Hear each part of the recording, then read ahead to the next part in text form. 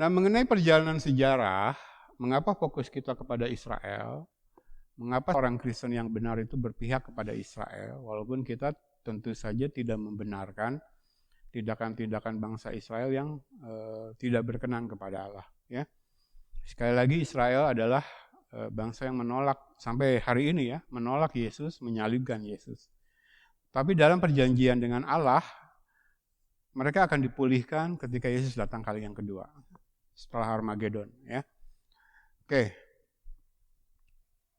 Saya sudah bagikan dalam pelajaran Ordo Eskaton kemarin bahwa Israel, khususnya Yerusalem, is God's clock counting down to the end time. Jadi Israel itu jamnya Allah yang berhitung mundur. 10, 9, 8, 7, 6, 5, 4, 3, 2, 1, boom, Armageddon terjadi. Allah akan menghakimi orang-orang yang melawan dia, ya. Jadi pusat perhatian kita pada Israel ya. Jadi sepanjang perjalanan sejarah itu hubungan Allah dengan Israel yang menjadi pusat perhatian kita ya. Itu akan diakhiri di sana juga. Ini ya. Sekilas mengingatkan jemaat Ordo Eskaton kemarin dalam kitab Daniel ya. Daniel pasal 9 ayat 24 saja saya baca untuk mengingatkan. 70 kali 7 masa telah ditetapkan atas bangsamu, bangsa Israel, dan atas kotamu yang kudus, Yerusalem, ya, untuk melenyapkan kefasikan, untuk mengakhiri dosa, untuk menghapuskan kesalahan, untuk mendatangkan keadilan yang kekal. Israel akan ditobatkan untuk mendapatkan keadilan yang kekal, masuk dalam kehidupan kekal, ya. Untuk menggenapkan penglihatan dan nabi dan untuk mengurapi yang maha kudus. Tadi dikatakan di Mazmur yang kita baca di awal, aku yang menunjuk, yang menaikkan rajaku ya, untuk bertahta di Sion. Ya, jadi tidak akan lepas dari ini ketetapan Allah. Maka fokus kita adalah Israel, Yerusalem, Armageddon. Tanda-tanda yang sudah digenapi. Nanti pelajaran kita berikutnya terkait kiamat, akhir zaman adalah apa yang Yesus gambarkan tentang tanda-tanda kedatangannya kembali sudah kita alami hari ini. Saya berulang-ulang menyatakan bahwa kita adalah the last generation. Ya, kita lihat tanda-tanda yang Yesus wahyukan dalam Alkitab, Yesus ajarkan, itu semua sudah digenapi sampai hari ini. Jangan main-main, ya kalau kita berbicara Armageddon. Jadi kita masih menyerukan seruan pertobatan kepada mereka, khususnya yang masih tenggelam dalam pantai kosta karismatik kegelapan, gitu ya. Ayo, gali Alkitab, kita siap berdialog, kita siap berdiskusi, kita siap berdebat panas. Ya, tapi tinggalkan dulu gembala-gembala palsumu, pendeta-pendeta palsumu, guru-guru palsumu. Back to Bible. Cintai firman, rendahkan diri di hadapan Allah, minta dia melahirkan engkau kembali, rohmu dihidupkan, baru kau bisa melihat kebenaran Allah. Keselamatan bukan pilihanmu, bukan pilihan kita, karya Allah sepenuhnya. Bagaimana jalannya sejarah? Kalau Allah tetapkan perjanjiannya dengan Israel digenapi, itu adalah perjalanan sejarah dunia. God's affair with Israel, itu yang menentukan perjalanan sejarah dunia. Nanti kita lihat di Zakaria, Israel itu jadi pusat perhatian dunia. Kita lihat ya, di abad-abad, di dekade-dekade terakhir ini. Karena di sanalah pusat penggenapan segala rencana kekal Allah. Sangkakala akan ditiup Allah dalam kaitan dengan Israel. Ya, jangan lupakan. Nah, sekilas meninjau. Jadi Armageddon akan terjadi di sini. Kedatangan Yesus yang kedua. Setelah Allah mengizinkan Antikristus berkuasa 3,5 tahun. Ya. Setelah sosok karismatik Antikristus berhasil menghimpun negara-negara, nah di sini akan melawan Israel. Israel, Yerusalem diizinkan jatuh dulu. Bahkan untuk membinasakan 2/3-nya. Zakaria katakan, kitab Zakaria. Tapi remnan, sisa-sisa Israel akan diselamatkan seluruhnya saat Yesus datang. Ya, yang tersisa. Roma 11. Saya tuliskan di sini. Ya, jadi Armageddon akan terjadi di sini. Jalannya sejarah mengikuti ketetapan Allah atas bangsamu dan kotamu yang kudus. Yerusalem, Israel, ya. Saya bacakan di sini bagi Kristen-Kristen yang masih memegang atau tertipu oleh ajaran replacement theology. Saya ingatkan lagi satu ayat aja dalam Alkitab. Roma 11 ayat 25 dan 26. Aku mau agar kamu mengetahui rahasia ini. Sebagian dari Israel telah menjadi tegar sampai jumlah yang penuh dari bangsa-bangsa lain telah masuk, termasuk kita, non-Yahudi. Dengan jalan demikian seluruh Israel akan diselamatkan. Seluruh Israel yang tersisa ketika Yesus datang. Sepertiga itu ya. Kalau di Wahyu kan ada bilangan 144.000. Oh, sejak zaman saya sekolah kita ini jadi perdebatan yang tidak pernah habis. Siapa itu? Ya jelas Israel. Tapi karena sudah terpengaruh oleh replacement teologi, bahwa Israel sudah tidak ada. Sudah selesai perjanjiannya ketika mereka menolak Yesus. Maka kemudian digantikan oleh gereja. Maka ketika mendapatkan angka 144.000 di kitab Wahyu, bingung. Mereka mau menafsirkan apa? Padahal kan 144 itu yang tersisa ketika Yesus datang. Termasuk yang tersisa itu. Jadi 12 kali 12, 144. Kalau ditafsirkan gereja bingung, 144-nya apa? Jadi Pantekosta karismatik itu tenggelam dalam kebingungan penafsiran karena tidak konsisten cara mereka menafsirkan. Jadi prinsip yang pertama dalam hermeneutik yang sehat, literal, diabaikan. Semua dialegorikan. Bahkan yang dokternya 2 pun kalau khotbah masih alegori, didewakan. Bingung. Karena kuliahnya di Pantekosta karismatik. Kalau kuliah masih di Pantekosta karismatik, bukan cari kebenaran, cari pembenaran atas apa yang salah yang kamu anut selama ini. Berani nggak kuliah di Reform? Bandingkan. Kalau kamu masih mendapati teologi Pantekosta yang benar, silakan. Tapi berani nggak membandingkan lebih dulu? Belajar dari para Puritan, para Reform, yang masih teologinya ortodoks. Berani? Saya tantang loh. Para doktor-doktor Pantekosta karismatik, saya tantang. Undang Dani datang. Atau datang ke sini ke Cilengsi. Kita duduk, buka Alkitab kita. Kita berdoa, mohon tuntunan Roh Kudus, merendahkan diri serendah-rendahnya, ego dibuang. Buka Alkitab. Tafsirkan dengan benar. Pelajari dengan sehat dan sistematis. Apakah teologi Pantekosta karismatikmu bisa bertahan? Karena nanti Armageddon, ketika Allah berkata dalam murkanya, dalam kehangatan amarahnya, incinerated, semua hancur lebur di hadapan kekudusan Allah. Nanti kita lihat ayatnya. Ya, jangan macam-macam dengan firman Allah. Mengotak-atik firman demi melayani ego kamu. Jemaat bertobat kalau masih di sana, ya. Oke. Jadi ini ketetapan Allah. Masa Allah ingkar dari ketetapannya? Israel akan diselamatkan seluruhnya yang tersisa ya. Nanti kita belajar. Tapi Allah punya rencana. Dibiarkan tegar tengkuk. Jadi tegar tengkuk pun dalam rancangan Allah. Bukan Allah yang membuat mereka tegar tengkuk. Tapi kita sudah belajar dalam doktrin predestinasi. Realitas terbesar adalah realitas Allah. Tidak ada sesuatu pun terjadi di luar kontrol Allah. Tetapi bukan berarti robot, bukan berarti Israel tegar tengkuk karena Allah yang membuat mereka tegar tengkuk, enggak. Free will bekerja di situ. Mereka memakai free will-nya untuk melawan Allah. Tapi itu selaras dengan rencana global Allah. Israel akan diselamatkan. Coba, Pantekosta karismatik yang memegang replacement teologi. Mau dikemanakan ayat ini? Ketika Allah sendiri berjanji seluruh Israel akan diselamatkan. Oh tidak, Pak Dani, Israel di sini artinya gereja kekeh. Nah kalau kata Israel ditafsirkan gereja, dia akan menabrak banyak ayat lain di Alkitab. Termasuk angka 144.000 di kitab Wahyu. Nggak usah bingung. Kalau kita literal penafsirannya, kita nggak akan bingung tuh ketemu angka 144.000 di Wahyu. Dulu saya juga ikut bingung karena ya diindoktrinasikan kepada otak saya doktrinnya Pentakosta karismatik yang salah. Ya, oke. Kita sudah belajar ini, jadi mengingatkan saja ya, urutan kejadiannya seperti ini. Tidak akan keluar dari sini ya. Jadi di bawah pimpinan antikristus, disinilah akan melawan Allah. Nanti kita lihat ayatnya ya. Oke. Nah, lebih tepatnya ini ya.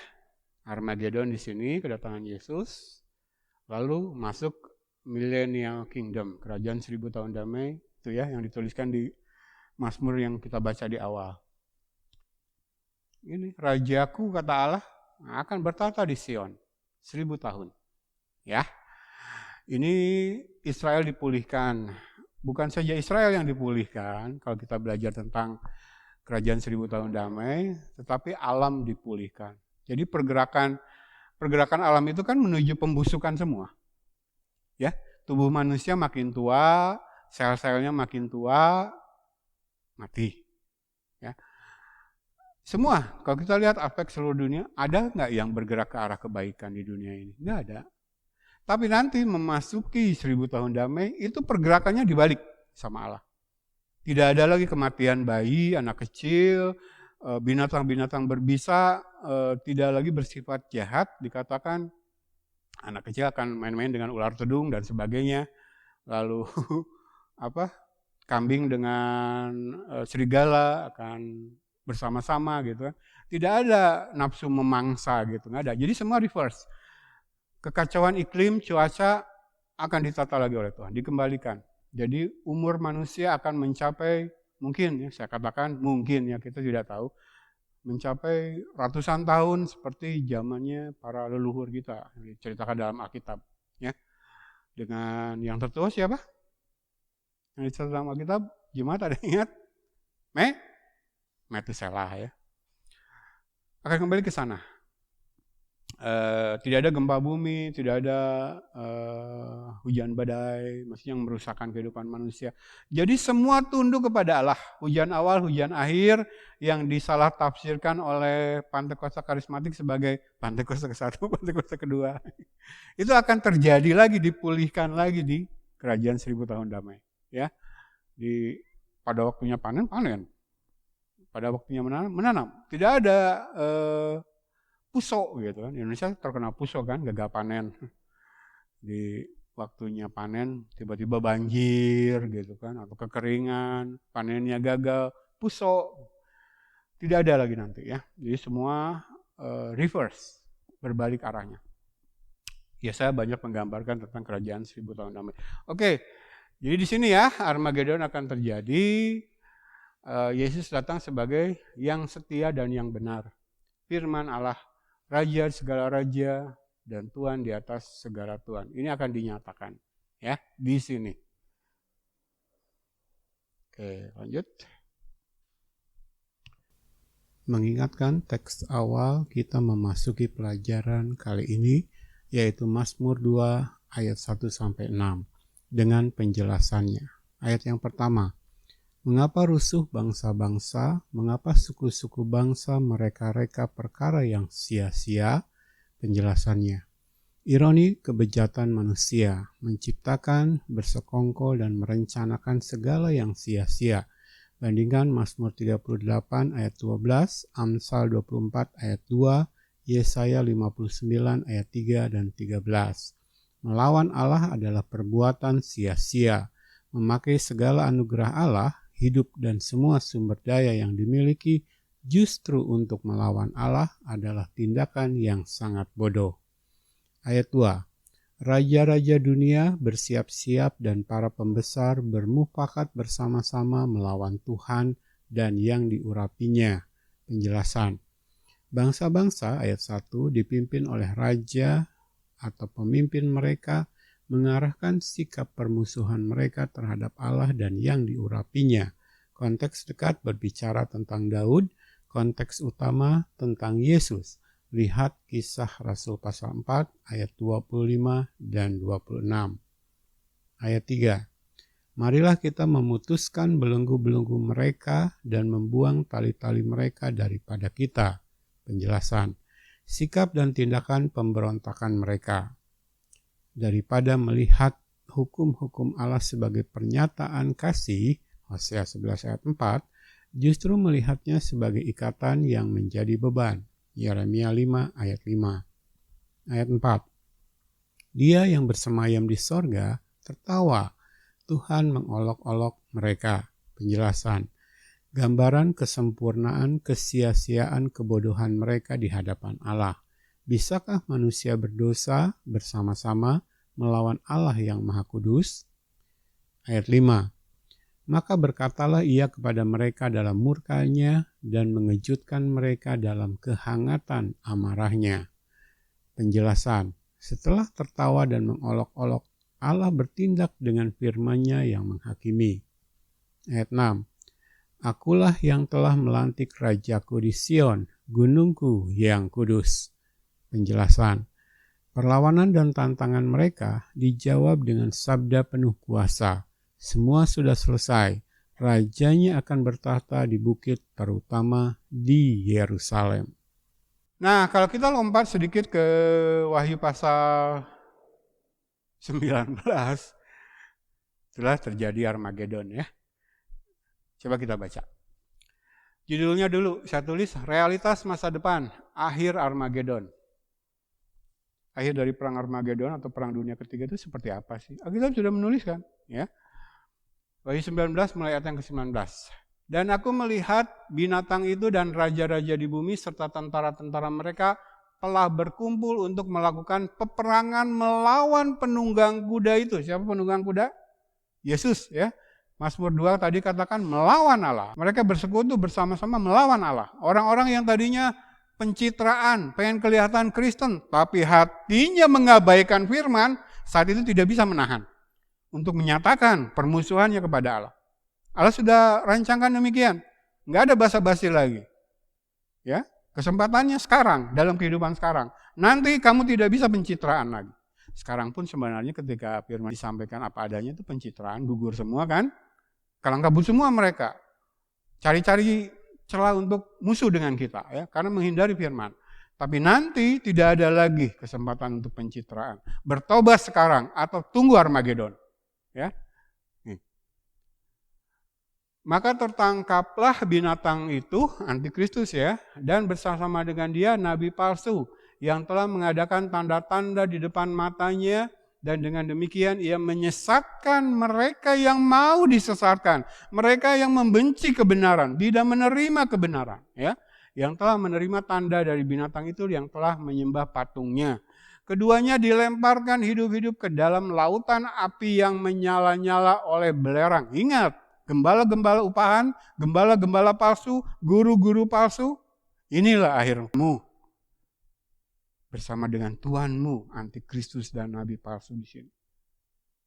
Sekarang kamu kaya raya, hidup dalam ketenaran dan kemakmuran duniawi yang kamu peras dari jemaatmu dengan tipuan firman yang dipelintir. Tapi inilah akhirmu sudah ditetapkan Allah. Armageddon menantimu, penghakiman dari firman itu sendiri. Ayat terakhir.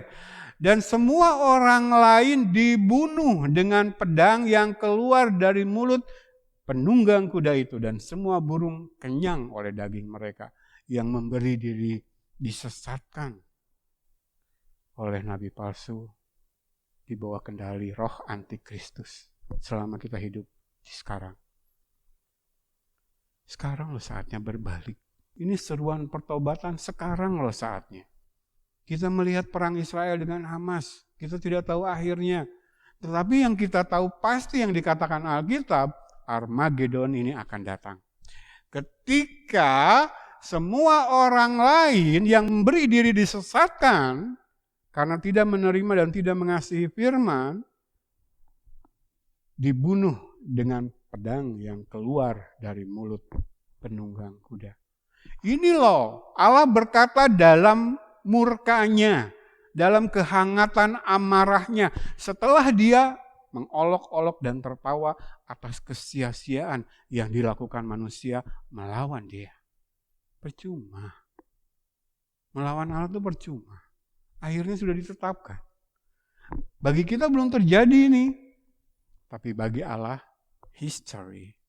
Karena Allah Alfa dan Omega. Bagi kita yang percaya, Allah sudah menanti kita di sorga sana. Tinggal nunggu waktu kedatangan Yesus. Maka saya simpulkan, the utter mindless and futile rebellion. Pemberontakan manusia yang sangat bodoh dan sia-sia. Allah sampai mengolok-olok dan tertawa dari surga sana. Betapa sia-sianya perbuatan kamu melawan aku. Jadi the utter mindless, bodoh. Yang mengabaikan firman itu bodoh. Sia-sia usahamu, tindakanmu melawan Allah sia-sia. Pencitraanmu menutupi dosa-dosamu. Allah sudah membuka jalan pertobatan. Yesus mati di salib, bukan main-main. Tapi daripada bertobat, kamu tutupi dengan pencitraan. Daripada mengakui yang salah dan bertobat di hadapan Tuhan, diampuni, dibasuh dengan air surgawi yang murni, kamu menutupinya dengan dosa yang lain.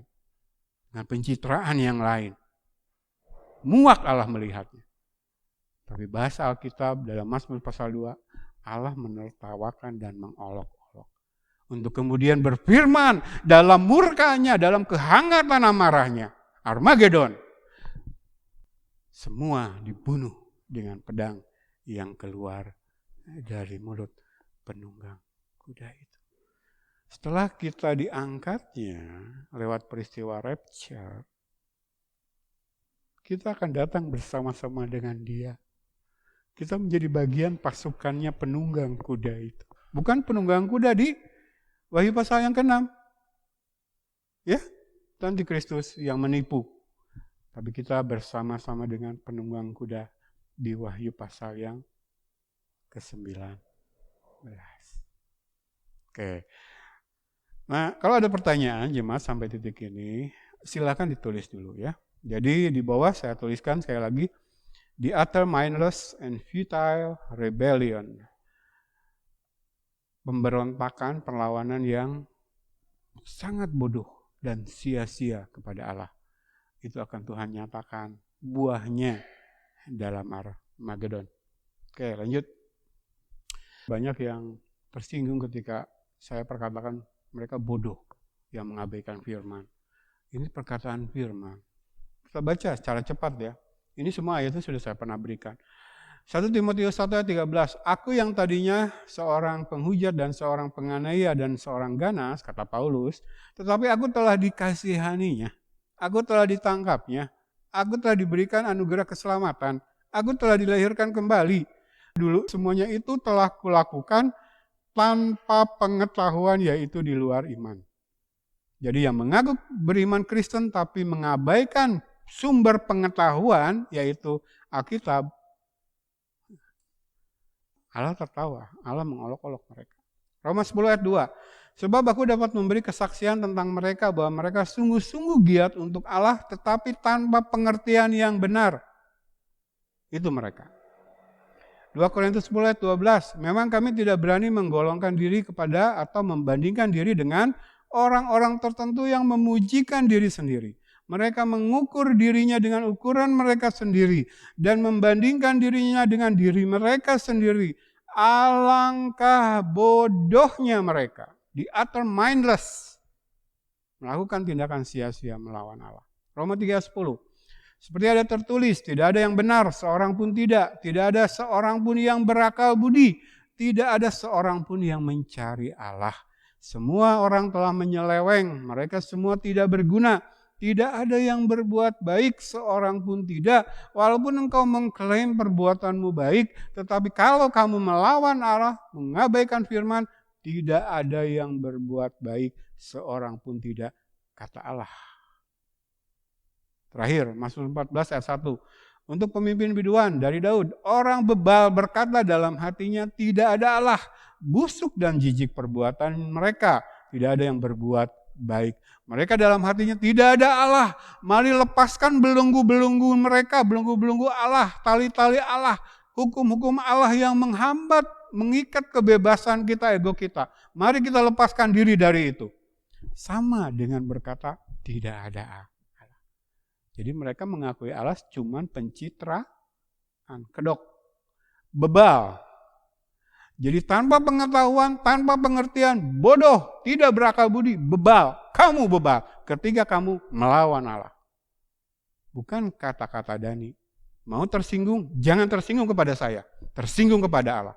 Tunggu Armageddon menghancurkan kamu. Bertobat. Lihat Yesus yang tergantung di salib. Sekarang kan menjelang akhir tahun mau merayakan Natal kan. Dengan segala egoisme dan keduniawian. Sudah membentuk panitia Natal loh. Mulai terpikir janji iman lagi. Kita peras lagi jemaat. Dana sekian puluh juta dihabiskan cuma 1 hari. Ingat, Natal tidak lepas dari Paskah. Yesus tergantung. Pintu pertobatan masih terbuka sampai hari ini. Jangan tunggu Armageddon datang. Terlambat ya.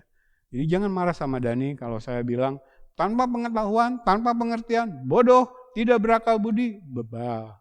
Itu kata Allah. Dan kalau Dani berkata keras, supaya ayo bertobat, ayo sama-sama. Tapi Allah di surga mengolok-olok dan menertawakan kesia-siaan kamu. Untuk nanti berfirman dalam murka dan kehangatan amarahnya. Jangan tunggu itu ya, bertobat sekarang. Atau diwakili oleh ayat ini. Saya ulang saja, karena pesan kita ujungnya harus pesan pertobatan. Pengantar masuk ke Zakaria, saya ingin kita belajar Armageddon dalam Zakaria, nanti menyinggung sedikit Yehezkiel, menyinggung juga kitab Wahyu, kitab Daniel. Ujungnya adalah pertobatan. Belajar dari pengalaman hidupnya sendiri. Di awal Salomo berkata, Pengkhotbah 1 ayat 2, kesia-siaan belaka, kata pengkhotbah. Kesia-siaan belaka, segala sesuatu adalah sia-sia. Penjelasannya, mengacu kepada segala pikiran, sikap, perkataan, dan perbuatan mereka yang tanpa pengetahuan, tanpa pengertian yang benar, bodoh, tidak berakal budi, bebal. Mereka yang tidak memiliki takut akan Allah. Di ayat yang terakhir, Salomo tuliskan, Pengkhotbah 12 ayat 13, akhir kata dari segala yang didengar ialah takutlah akan Allah dan berpeganglah kepada perintah-perintahnya. Bukan menolak seperti Mazmur 2 katakan tadi. Mari lepaskan belenggu mereka, tali-tali mereka. Justru Allah berikan karena kasih hukum-hukumnya. Karena ini adalah kewajiban setiap orang. Karena Allah akan membawa setiap perbuatan ke pengadilan yang berlaku atas segala sesuatu yang tersembunyi. Entah itu baik, entah itu jahat. Armageddon, penghakiman itu akan datang. Penjelasannya, karena pada hakikatnya mereka melawan Allah dan yang diurapinya. Jadi semua sia-sia jika tidak memiliki takut akan Allah. Karena itu esensinya adalah melawan Allah dan yang diurapinya. Mazmur pasal 2 yang pertama kita bacakan. Inilah yang akan terjadi dalam perang Armageddon, puncaknya. Tapi itu sudah terjadi dalam kehidupan kita sekarang. Nah, mumpung pintu pertobatan anugerah itu masih terbuka, kita serukan, terus serukan tanpa lelah-lelah. Sambil mencucurkan air mata. Bertobat, miliki takut akan Allah. Takut akan Allah hanya dimiliki orang yang sudah dilahirkan kembali. Roma pasal yang ketiga. Amin. Rendahkan dirimu, buang egomu, itu penghalang kamu datang ke depan pintu pertobatan yang masih terbuka. Ya, oke. Kita masuk ya. Mulai. Saya sampaikan dulu ini sebelum minggu depan kita mulai ayat per ayat dari ayat pertama Zakaria. Struktur kitab Zakaria pasal 9 sampai pasal 14 yang akan kita pelajari. Perhatikan ungkapan in that day dalam kitab bahasa Inggris ya. In that day, pada waktu itu. Dituliskan 16 kali ya. In that day, pada waktu itu. Ini fokus kepada terjadinya Armageddon. Di mana Israel diserang. 2/3-nya dibinasakan, tapi kemudian Yesus datang menyelamatkan mereka. Ya, yang menjadi patokan waktu tanpa tanggal di masa depan. Jadi Allah tidak mencantumkan tanggal. Ya. Kita mengamati tanda-tanda zaman, lalu bercermin di mana diri kita dalam perkembangan sejarah. Bertobat, kejar Allah, pengenalan akan Allah, itu yang memastikan nasib kita. Ya. Jadi Allah tidak mencantumkan tanggal. Di mana akan terjadi ini ya. Dalam 6 pasal Zakaria akhir, ini akan terjadi. Satu, kejatuhan bangsa Israel. Dua, keselamatan bangsa Israel. Ini sepertiga yang tersisa ya. Lalu Mesias, Yesus datang, penunggang kuda itu sebagai raja dan akan duduk bertahta di Yerusalem. Dinyatakan dalam 2 nubuatan ya. Jadi dalam 6 pasal ini, Zakaria menyatakan 3 materi pokok ini dalam 2 kali nubuatan. 9 sampai 11, pasal 9 sampai pasal 11, ini nubuatan yang pertama. Menyatakan nubuatan tentang 1 dan 3 ya, kejatuhan bangsa Israel dan kedatangan Yesus. Yang diakhiri dengan nubuatan tentang penolakan Kristus pada kedatangan yang pertama. Advent yang pertama, Natal. Jadi yang sekarang kita akan masuk ke sana, Desember, rayakan. Ini Zakaria pasal 9 sampai pasal 11 menubuatkan tentang penolakan itu. Jadi kalau sekarang orang-orang Kristen merayakan Natal tapi menolak firman, menolak Yesus, itu sudah dinubuatkan. Ini pasal 9, pasal 11 ya. Diakhiri dengan penolakan Kristus pada kedatangannya yang pertama.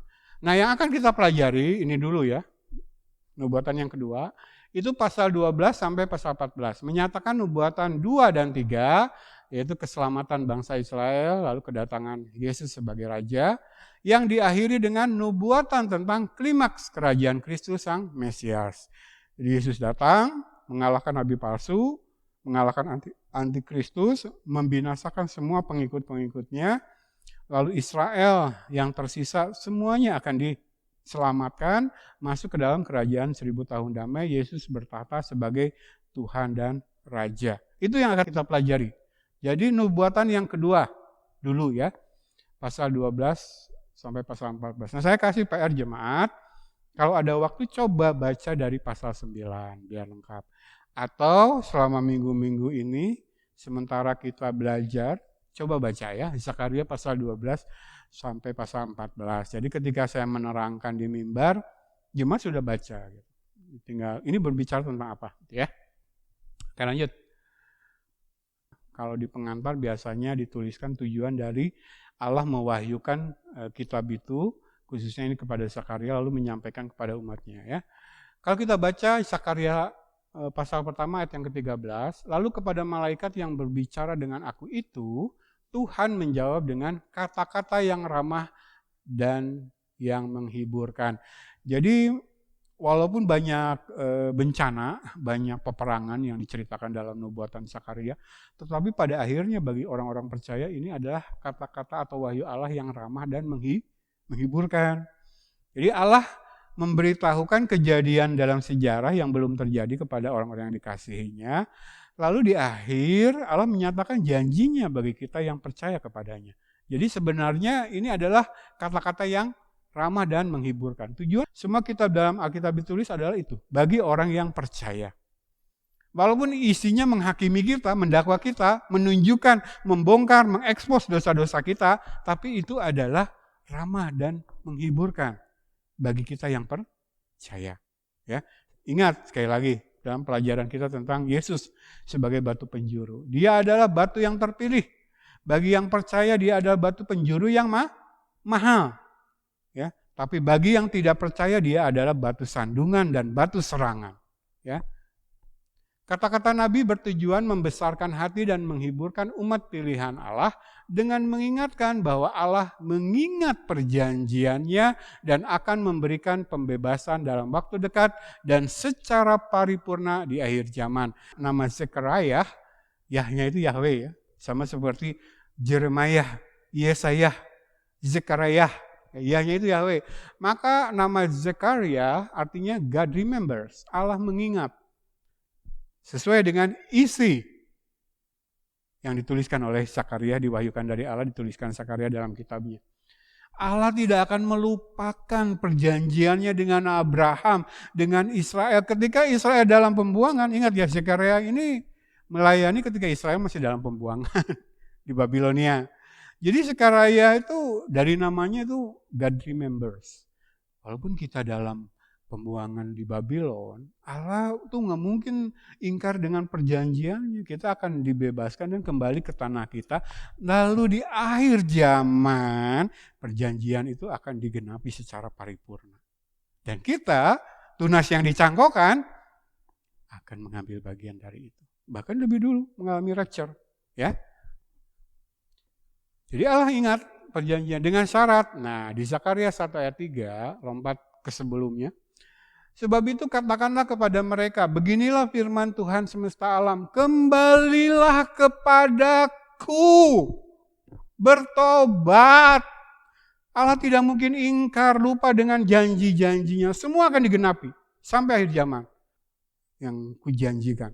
Tapi syaratnya, kembalilah kepadaku. Demikianlah firman Tuhan semesta alam. Maka aku pun akan kembali kepadamu, firman Tuhan semesta alam. Hei gereja-gereja akhir zaman yang dalam cengkraman sesat kebanyakan. Pantekosta karismatik. Menanti-nantikan Allah, jangan dengan gaya pujian penyembahan duniawi. Bertobat kembali kepada Dia. Sekarang juga Allah akan kembali kepadamu. Memenuhi baitmu dengan kemuliaannya.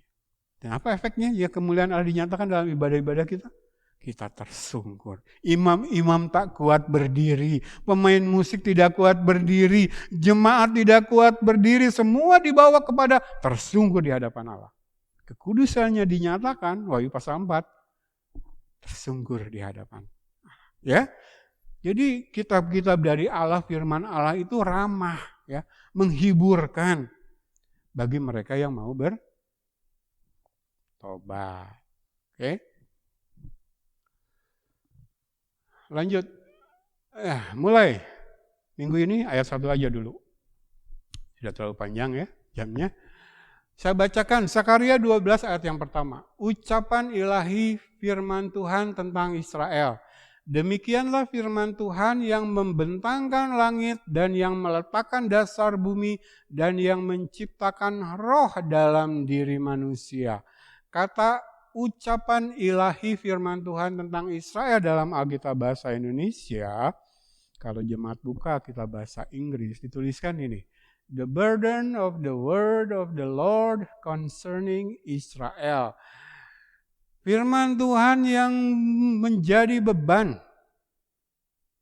Bayangkan, Zakaria di abad sebelum Masehi jauh melihat nasib yang akan terjadi terhadap Yerusalem dan Israel. Diizinkan dikalahkan dulu ya, nanti kita masuk ayat per ayat.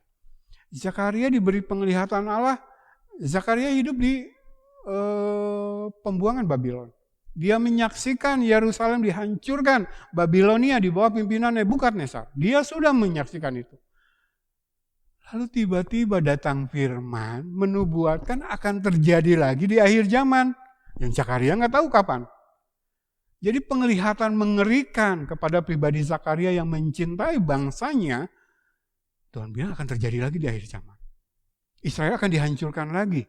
Ini adalah pewahyuan Allah, firman Allah yang beban bagi Zakaria. Itu semua hamba Tuhan mengalami. Menyampaikan firman Allah yang benar apa adanya beban. Ini kenyataan yang menyedihkan. Tapi toh ini firman dari Allah Sang Pencipta yang menguasai sejarah. Dikatakan di sini, yang membentangkan langit, yang meletakkan dasar bumi, yang menciptakan roh dalam diri manusia, yang membuat manusia menjadi makhluk hidup. Ini dari Sang Maha Pencipta sendiri. Jadi walaupun beban, burden, tapi harus saya sampaikan. Harus saya tuliskan, walaupun dengan menangis. Dilanjutkan ya, dengan para rasul di perjanjian baru. Dilanjutkan oleh kita. Menyampaikan firman dengan apa adanya itu berat. Menyampaikan firman yang mengekspos dosa-dosa orang itu berat. Jangan dianggap Dani senang nunjuk-nunjuk kesalahan orang. Ya terlebih dahulu kan sudah nunjuk kesalahan sendiri kan. Tapi kan orang jadi membenci kita. Menuduh kita macam-macam. Memusuhi kita. Memfitnahkan kepada kita macam-macam. Beban. Tapi Zakaria mengambil keputusan, saya harus tuliskan, saya harus sampaikan. Karena ini kata-kata ramah dan menghiburkan dari Allah. Beban. Melihat realitas yang ada. Tapi pada akhir ketika Allah menyatakan rajanya yang harus bertahta di bumi, Armageddon, ini akan menjadi terbukti menjadi kata-kata yang ramah dan menghiburkan bagi mereka yang mau bertobat. Bagi mereka yang mau berpihak kepada Allah. Ya, Makanya kalau baca, coba ya jemaat, saya share lagi pengalaman. Kalau kita baca Alkitab bahasa Indonesia, seringkali muatan rohaninya yang mendalam itu hilang. Coba, ketika Alkitab bahasa Indonesia cuma menuliskan ucapan ilahi, firman Tuhan tentang Israel. Gitu saja kan? Tapi kalau kita lihat versi bahasa Inggris yang lebih dekat ke bahasa aslinya, dipakai kata-kata the burden of the word of the Lord. Kita bisa meraba kondisi hati dan pikiran Zakaria ketika menuliskan ayat-ayat ini. Burden, heavy burden. Di terjemahan lain dipakai kata oracle. Sesuatu yang berat untuk disampaikan. Melihat Yerusalem kembali akan dihancurkan. Tapi tahu di akhir ada pembebasan, keselamatan bagi Israel. Ya, ayat pertama menyatakan ini. Maaf, salah pijit.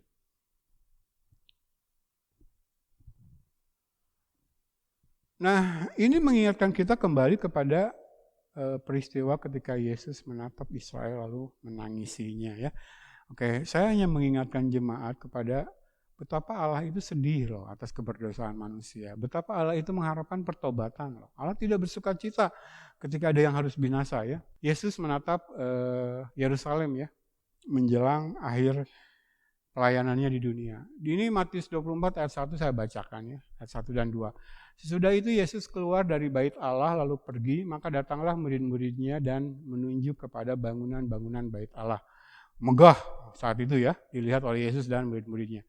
Iya, Yesus berkata kepada mereka, kamu melihat semua itu kemegahannya, pencitraan dalam kebusukan rohani mereka.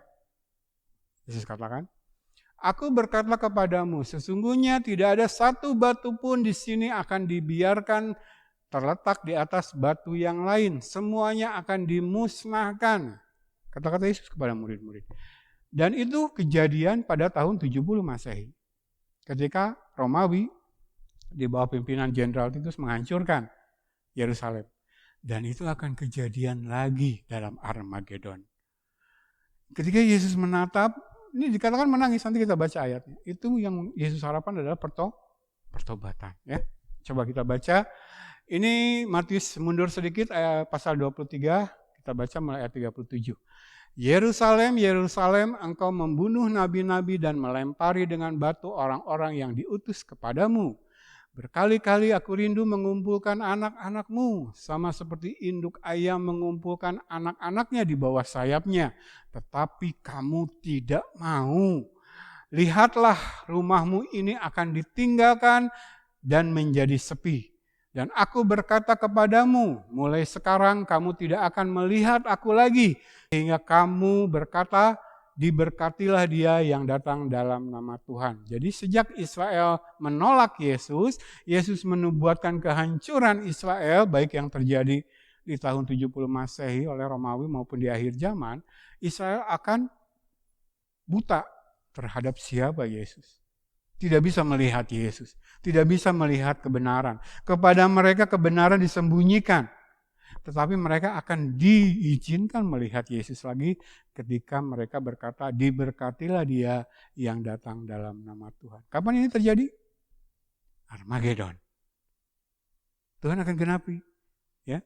Jadi walaupun Israel sempat menolak Yesus, tapi di akhir mereka akan ditobatkan. Oke, mengenai peristiwa ini satu teks lagi saya baca. Ini versinya Lukas. Dalam peristiwa lain, Lukas 19 ayat 41 dan 42 menuliskan seperti ini. Dan ketika Yesus telah dekat dan melihat kota itu, Yerusalem ya, ia menangisinya. Perhatikan baik-baik jemaat, betapa Allah mengasihi kita yang berdosa. Ia menangisinya, lalu katanya, wahai betapa baiknya jika pada hari ini juga engkau mengerti apa yang perlu untuk damai sejahteramu. Tetapi sekarang hal itu tersembunyi bagi matamu. Apa yang perlu bagi damai sejahtera kita? Pertobatan. Keselamatan. Ketika roh kita dibangkitkan lewat kelahiran kembali, hubungan kita dipulihkan dengan sang sumber damai sejahtera Allah. Mereka nggak tahu, Yerusalem nggak tahu, Israel nggak tahu, Yesus menangisi. Aku harap kamu tahu, yang perlu bagi damai sejahteramu, bertobat, kembali kepada Allah. Tapi saat ini itu disembunyikan. Nanti pada kedatangannya yang kedua, itu dibukakan kepada kamu. Dan kita sebagai tunas yang dicangkokkan, pertobatan itu enggak menunggu Armageddon. Terbuka sekarang. Saya suarakan lagi ya, seruan pertobatan. Pada mereka yang masih dalam posisi melawan Allah. Yesus sendiri terhadap Yerusalem dan Israel. Ya. Oke, ini minggu depan saja ya. Sebenarnya materi hari ini selesaikan aja ya, mungkin 10 menit lagi. Nah, saya ajak jemaat, coba melihat, kita akan masuk per ayat mulai minggu depan, tapi coba saksikan atau lihat apa yang saya kasih tanda kuning, lalu garis-garis yang membentuk pola ini ya. Saya bacakan demikian firman Tuhan. Sakaria 12, mulai ayat yang pertama. Ucapan ilahi, firman Tuhan tentang Israel. Demikianlah firman Tuhan yang membentangkan langit dan yang meletakkan dasar bumi dan yang menciptakan roh dalam diri manusia. Sesungguhnya aku membuat Yerusalem menjadi pasu yang menyebabkan segala bangsa di sekelilingnya menjadi pening. Juga Yehuda akan mengalami kesusahan ketika Yerusalem dikepung. Maka pada waktu itu aku akan membuat Yerusalem menjadi batu untuk diangkat bagi segala bangsa. Siapa yang mengangkatnya pastilah mendapat luka parah. Segala bangsa di bumi akan berkumpul melawannya.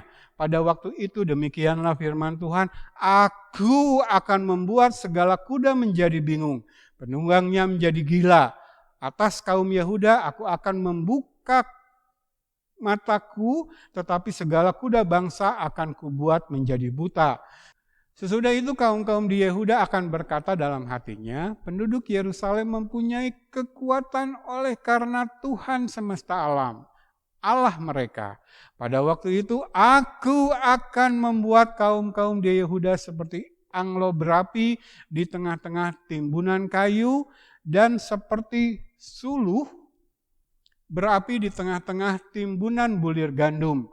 Api keduanya akan menjilat ke kanan dan ke kiri segala bangsa di sekelilingnya, tetapi Yerusalem selanjutnya akan tetap tinggal di tempatnya yang dahulu. Ayat 7. Tuhan akan pertama-tama memberi kemenangan kepada kemah-kemah Yehuda, supaya keluarga Daud dan penduduk Yerusalem jangan terlalu bermegah-megah terhadap Yehuda. Pada waktu itu Tuhan akan melindungi penduduk Yerusalem dan orang yang tersandung di antara mereka pada waktu itu akan menjadi seperti Daud dan keluarga Daud akan menjadi seperti Allah, seperti malaikat Tuhan yang mengepalai mereka.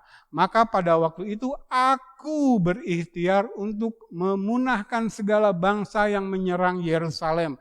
Aku akan mencurahkan roh pengasihan dan roh permohonan atas keluarga Daud dan atas penduduk Yerusalem, dan mereka akan memandang kepada Dia yang telah mereka tikam dan akan meratapi Dia seperti orang meratapi anak tunggal, dan akan menangisi Dia dengan pedih seperti orang menangisi anak sulung. Sekilas jemaat tangkap dari ayat 1 sampai dengan ayat 10 apa yang akan terjadi dalam Armageddon. Israel diizinkan kalah dulu, tetapi kemudian Yesus datang membela mereka, melindungi mereka, bahkan menyelamatkan mereka sehingga di ayat terakhir yang kita baca, mereka bisa lagi melihat Yesus yang mereka tikam, Yesus yang mereka tolak, Yesus yang mereka salibkan, Yesus yang kepada mereka durhaka. Aku akan mencurahkan roh pengasihan dan roh pemohonan. Tiba-tiba mereka bertobat atas keberdosaan mereka dan mereka bisa melihat Yesus lagi. Sepertiga yang tersisa tiba-tiba bertobat. Yesus, selamatkan kami. Kami percaya kepadamu. Ampuni kami sekian abad. Menolak engkau. Lalu Yesus menyelamatkan dan memulihkan seluruh Israel yang tersisa. Nah, jemaat cermati enggak yang saya kasih tanda garis dari awal? Coba ya, dari slide sebelumnya. Perhatikan garis ini. Apa yang saya hubungi? Tuhan dan aku. Allah yang bekerja sendiri. Tidak butuh bantuan manusia. Israel kemudian terbuka melihat Allah, mengingat, meratapi yang mereka salibkan. Itu pun karena Allah mencurahkan roh pengasihan dan roh permohonan. Keselamatan bukan pilihan manusia. Itu terjadi Allah sendiri yang bertindak. Dan Allah sengaja cuma menyisakan sepertiga Israel yang mengalami pencurahan roh pengasihan dan roh permohonan ini. Yang akhirnya bertobat, menggenapi rencana kekal Allah. Tapi kalau jemaat cermati, garis-garis ini menghubungi kata Tuhan dan aku. Tidak ada keterlibatan manusia di sana. Karena Allah yang bertindak sendiri. Lihat ya polanya. Di akhir zaman, Allah bertindak sendiri. Oleh dirinya sendiri dia menggenapi segala rencana kekal. Itu loh Allah yang kudus. Allah tidak tergantung kepada siapapun. Dia akan melakukan segalanya sendirian karena dia Allah. Kita akan dalami ya mulai minggu depan. Tapi saya mau kasih lihat pola itu diulang terus di dalam Alkitab. Coba ya. Dalam proses kelahiran kembali atau regenerasi, saya bacakan secara cepat. Yehezkiel 36 ayat 25 sampai 27. Aku akan mencurahkan kepadamu air jernih yang akan mentahirkan kamu dari segala kenajisanmu dan dari semua berhala-berhalamu. Aku akan mentahirkan kamu. Kamu akan ku berikan hati yang baru dan roh yang baru di dalam batinmu. Dan aku akan menjauhkan dari tubuhmu hati yang keras dan ku berikan kepadamu hati yang taat. Rohku akan ku berikan diam di dalam batinmu. Dan aku akan membuat kamu hidup menurut segala ketetapanku. Dan tetap berpegang pada peraturan-peraturanku dan melakukannya. Aku yang mengubahkan kamu jadi taat. Perlu nggak Tuhan bantuan orang lain? Dia bukan Tuhan. Kalau keselamatan itu pilihan manusia, dia berhenti jadi Tuhan. Yang kita tekankan adalah keselamatan anugerah Allah. Karya Allah sepenuhnya. Walaupun di sana ada unsur pilihan manusia dalam realitas manusia ciptaan, tetapi yang ultimate, yang terutama itu karya Allah sendiri. Lihat polanya ya, perhatikan garis-garis yang saya gambar. Satu lagi. Saya perlihatkan pola yang sama. Kita sudah sering baca ayat ini. Coba perhatikan ya. Yesaya 46 ayat 9 sampai ayat 12. Ingatlah hal-hal yang dahulu dari sejak purbakala bahwasanya akulah Allah dan tidak ada yang lain. Akulah Allah dan tidak ada yang seperti aku. Yang memberitahukan dari mulanya hal yang kemudian dan dari zaman purbakala apa yang belum terlaksana. Yang berkata keputusanku akan sampai dan segala kehendakku akan kulaksanakan. Yang memanggil burung buas dari timur dan orang yang melaksanakan putusanku dari negeri yang jauh. Aku telah mengatakannya, maka aku hendak melangsungkannya. Aku telah merencanakannya, maka aku hendak melaksanakannya. Dengarkanlah aku, hai orang-orang yang congkak, orang-orang yang jauh dari kebenaran.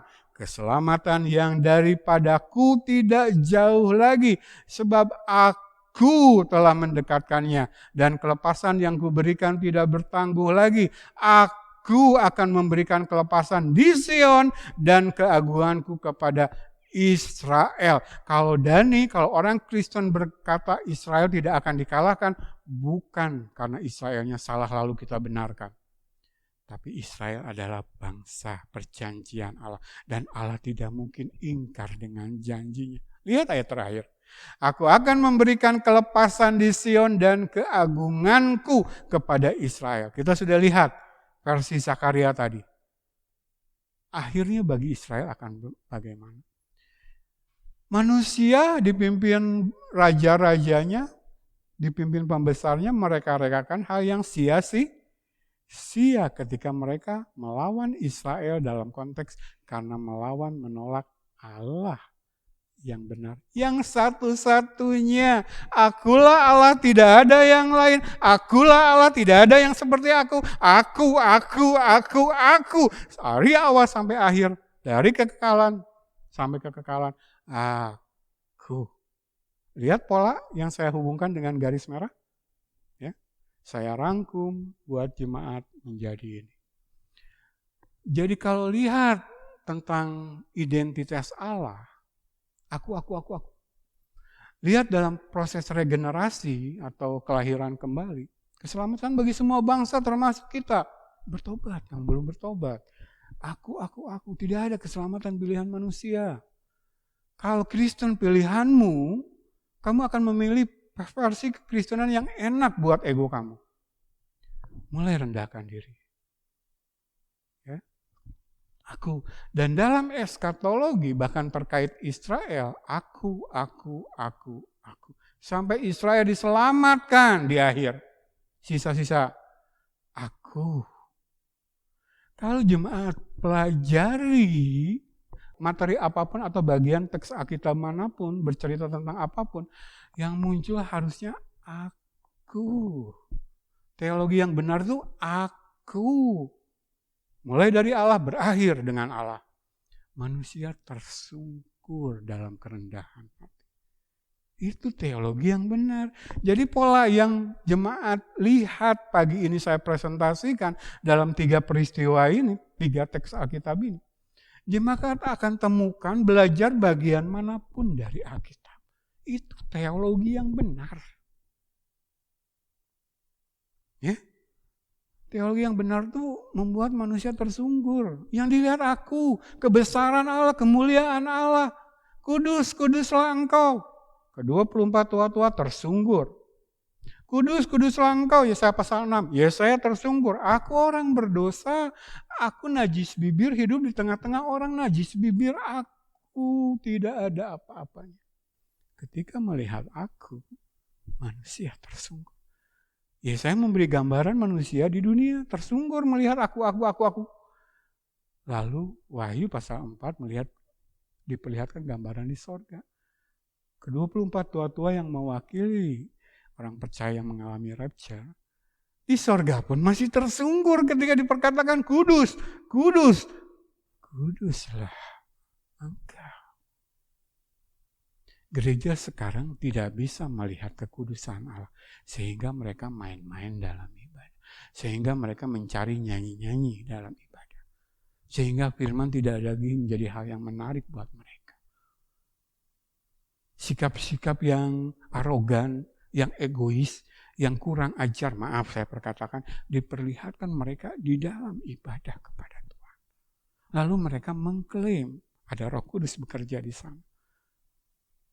Luar biasa ya keberdosaan gereja akhir zaman.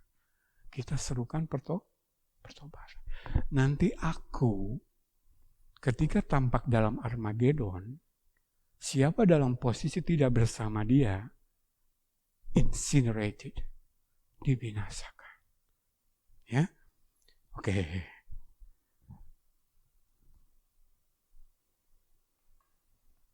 Jadi belajar kitab Zakaria, nubuatan tentang akhir zaman.